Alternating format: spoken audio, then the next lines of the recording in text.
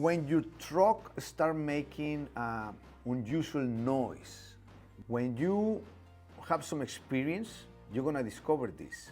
Your truck, everything is bouncing, everything is vibrating, and eventually, sooner or later, something is gonna break down. I recommend you, with my experience, stop the truck and try to carefully find out what is the problem.